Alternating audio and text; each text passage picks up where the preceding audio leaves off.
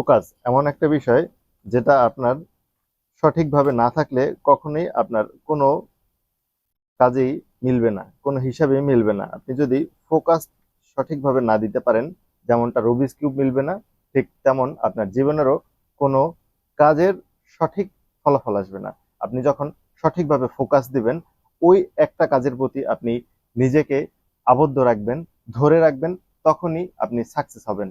আর নামাজেও কিন্তু আমাদের সেই ফোকাস থাকার কথা বলা হয়, নামাজে একাগ্রচিত্ত থাকার কথা বলা হয়, নামাজে একদম নিবিড়ভাবে গভীরভাবে মনোযোগী হতে বলা হয়।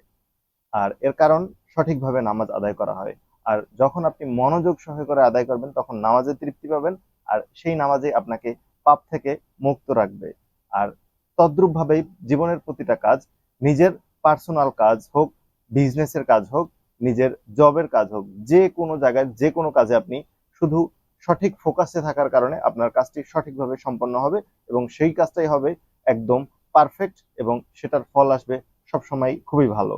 তাই আপনার নামাজে যেমন ফোকাস থাকতে হবে, আপনার প্রতিটা কাজেও ঠিক তেমন ভাবেই ফোকাস থাকতে হবে সফল হওয়ার জন্য।